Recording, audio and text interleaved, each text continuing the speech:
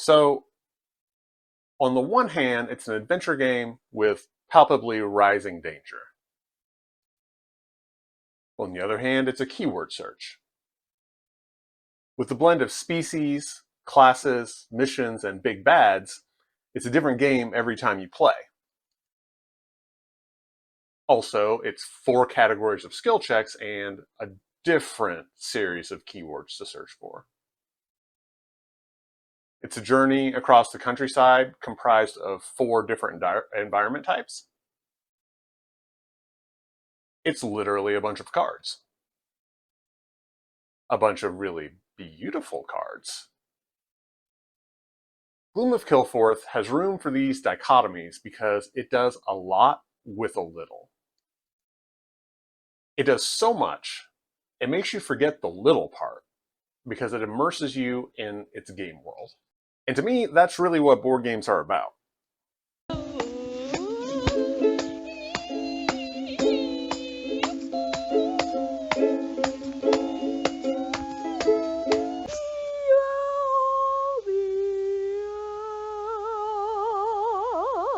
The AAA theory of video games says they're better the closer they are to reality, because reality is just so much darn fun.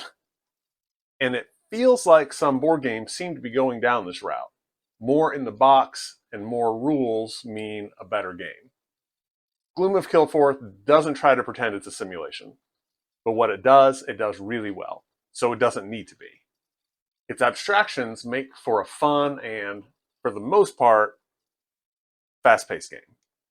As stated, in Gloom of Kilforth, you pick a species, a class, one of the adventures, and a big bad to face off against.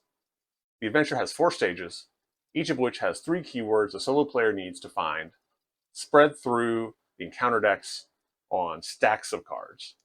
You go to a location and spend actions to draw and encounter places, people, enemies, and quests. Your stats tell you how many dice you can roll to get the number of successes required. A success is a roll of 5 or 6. You can spend action points to try for a success multiple times. If you don't succeed by the time you're out of action points and you're just too tuckered out to try anymore, you lose your progress and have to start again tomorrow. Though if it was a stranger you were trying to convince, that person is now your enemy. So how many action points you have left can impact what you attempt to do on any given day. But you need to make sure you're using your days well because the clock is always ticking. Except for when you flip an enemy, just because you reveal a card doesn't mean you have to encounter it right then. You can save it for when you have more action points. You can leave it for later. And later on in the game, this can start to clog up the board. I, for example, almost never play anyone who can sneak, who has a high perception. I don't like sneaking. I don't play stealth games. For me, that feels like avoiding the fun part of the game. So if I pull something that requires 4 perception successes and I have 1 perception dice, that's going to take an average of 12 tries to get. So I don't try. So to pull another encounter, I have to move to another area. The board slowly starts to feel crowded and dangerous. At the beginning, you're fragile, and a bad encounter can easily knock you out. But the board is open and full of potential. Then you start clogging the board with encounters you don't want to encounter. And every night, the night deck causes some effect, usually bad, often placing it on a location and always flipping that location to its gloom state. That's the gloom in the Gloom of Kilforth. Gloom darkens both the land and your mood, as you have to be more and more careful where to end a day so that you don't start that day with an injury. Because one insidious thing about injuries is you can only take as many actions as you have hit points. So the weak get weaker. You need to stay healthy to complete your chosen adventure. Each adventure is a series of 4 cards that tells an unobtrusive little tale. For the first card, you might need to find a stranger, a quest, and a Badlands. And then you pay 5 gold and you choose 1 of 2 class bonus cards, which are extremely powerful. And you'll also get an extra hit point, which means an extra action, which is also very powerful. And then you go on to the next card. Stranger, Quest, and Badlands, those are all keywords on the cards. You'll need to beat the right encounters and then remember not to trade them in for treasure. Because each time you pass the skill test on an encounter, you get either the gold or a draw from the token bag, and the card itself or a draw from whatever reward deck it indicates, which could be an item, an ally, a spell, or a title. The last of which I feel like really makes your character seem grandiose. But the drawn reward from those decks won't actually be a thing, but a rumor of that thing, a rumor of an ally you can find at this location, a rumor of a powerful sword that you can find in this other location. And that's how the map stays alive and relevant. Yes, if you need a Badlands keyword to finish a stage of your adventure, you're going to camp out on a Badlands location until encountering things until you get it. But rumors are going to have you moving back and forth across the world, going from region to region. At nighttime, camping out in strange locations and in bad weather. Yes, there is weather, and most of it is there to ruin your day. Hiking over mountains in wet boots will do that. After you get through all 4 stages of cards, you're probably maxed out on your items and tokens, and you've got 4 very powerful class abilities. And then it's time to face the big bad. If you've been taking the time to beat the big bad's plots, you'll probably do well. If you haven't, you'll probably lose. And that's the gist of the game. So, what might someone not like about Gloom of Kilforth? One thing that bothers me a little bit due to just my memory is that there is quite a bit to remember on a turn-by-turn basis. You have to remember to apply weather effects. You have to remember when a certain terrain type is turned over to Gloom that you play a plot card for the enemy. Just a number of little things that you have to remember to do that don't have an obvious visual prompt. Some people don't like the combat, which at the beginning is pretty brutal, and the affair has, I mean, you're throwing a bunch of dice. It has a lot of luck. You're calculating your odds, but it can go either way. Mostly, the combat will really only bite you if you aren't hiding early on, which allows you to evade enemies the same way that you invade other encounter types, at least as long as you succeed at your skill check. There are no levels of enemies that you encounter. There's no scaling. They are the same from start to finish. So you could pull something really bad right out the gate. One thing I like about this is that it makes the progress that you go through feel real. In other games where both are ramping up at the same time, it feels a little phony. But in Gloom of Kilforth, you really are in over your head when you start out. But as you gain knowledge and resources from your adventure, you become very powerful.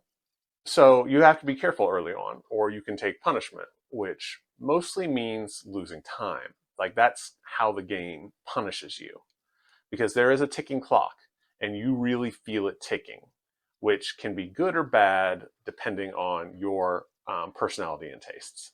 This is not a leisurely adventure.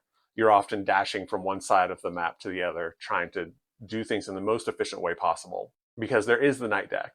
And when the night deck runs out, you lose. So when you take punishment, it's basically in the form of being able to take fewer actions or have something happen that reverses some of your progress. So one implication of this is that, like I said, the poor get poorer. The worse you're doing, the worse you're going to do. Related to this is the only thing that's kind of intrinsic to the game that really gets to me. Punishment is only lost time because you need as much time as possible to find those keywords to be able to make it through your adventure and face the big bad. So when you lose time, your chances of finding those keywords are reduced. But that is not the only way that you will not find the keywords. On the final stage of the adventure, and on some of the adventures that are listed as being more advanced, those keywords can be very rare. And when you're doing well and then you just can't find the keyword that you need, it is a very dragged out way to die. In the game that you see playing behind me, I needed the keyword shadow, and I couldn't pull it, quite literally, to save my life. The game took 2 hours and 45 minutes. Talking slowed me down, and there are official modifications that you can use to speed up the game to be found online. I saw the designer reference that in the forums, but I never went and checked them out. Anyway, in the end, I spent the last long stretch, which I think was close to an hour, looking for one keyword. Just watching the night deck get smaller with every day that passed.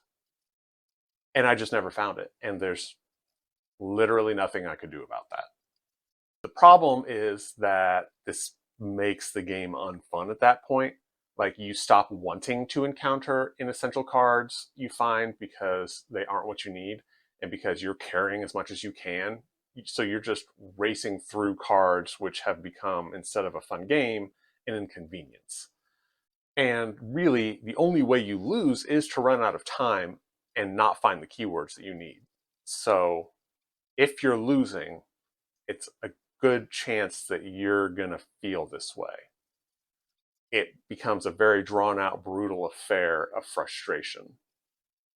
There are ways to lose where you're playing poorly or you're having bad luck and it causes you to get set back, and so time runs short that way, in which case you can feel more like you're racing against the clock, and that would make things feel more tense, and I could see more fun.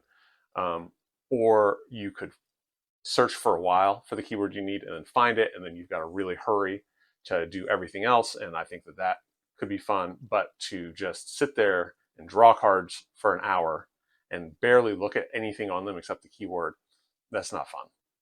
But when you are not losing in that way, Gloom of Kilforth is very fun. So let's discuss what a person will like in Gloom of Kilforth. What a person will like is the lush, detailed, and unique art style. You won't find this anywhere but in this series of games.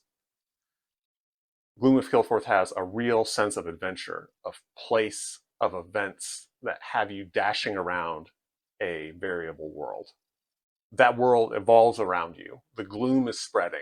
But also, besides the negative things that happen, sometimes one of your allies will strike back at the gloom. Sometimes you'll pull the weather and it's a moment of peace, like just the respite that you needed.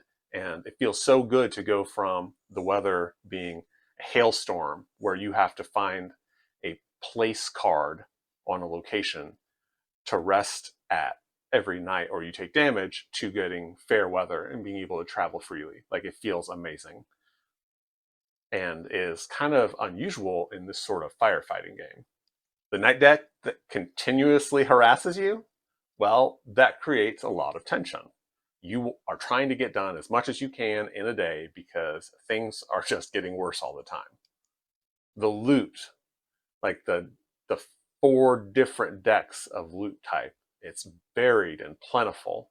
You do pay in time to get it, to turn a rumor into an actual item, ally, spell, or title, but that kind of makes you appreciate it more. And like I said, it makes the world feel real, even though it's a grid of cards. The class level advancement makes you feel so powerful and allows any class to be effective and a real force in combat by the end. Level 4, when beating the Ancient, basically requires that you be a real force in combat. If you like adventure games, Gloom of Kilforth is one of the best. It evokes a real sense of adventure. Despite my last game, pictured above or below, I don't know where it is. Despite my last game, pictured behind me, ending in such a miserable way, that I wish that I could have just known that I wouldn't find the card, so I could have given up an hour earlier. I want more. I actually want another Kilforth game to mix in with Gloom. There are two others. I'm curious about the new systems required to deal with this new level of randomness where you won't know what lands are going to be pulled and where the decks are now more diluted. And I think that the variety caused by mixing two games together would just be through the roof. I especially like the idea of not knowing what locations will show up. But there is that one big issue of it being possible to lose in a very unfun way. I have thought of the way that I will solve this next time.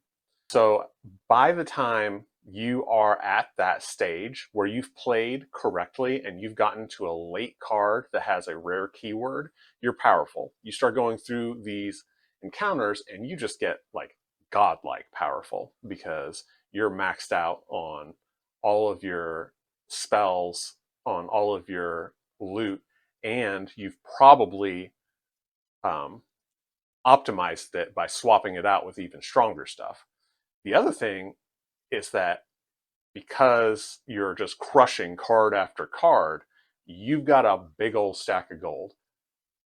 So that, to me, differentiates between the two different ways that you can lose. If you're playing poorly, you're taking damage, and you're losing a bunch of action points, by that point that time's running short, you're not going to have the money to buy a keyword if you set it at some really huge sum, which in this game would maybe be like 20 gold or even 25.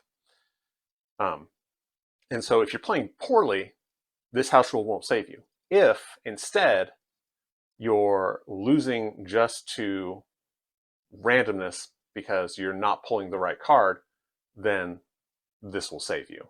And I think seems fair. You can even make justifications for what sort of shortcuts money can buy you. Because for me, the thing is that losing to randomness is okay, but losing very, very slowly to randomness isn't. So I think that would solve it for me. And I'm going to try that the next time I play. I don't see a way that it won't fix the only drawback of the game that I have. So while Gloom of Kilforth isn't necessarily for everyone, for me, it's just too much of a beautiful random adventure to turn away from. I see it continuing to hit my table for quite a while, especially because there are systems made for mixing the different Kilforth games together. Will it be the game for you? You'll have to decide that. So that's it from me. Have a great rest of your day and keep gaming solo.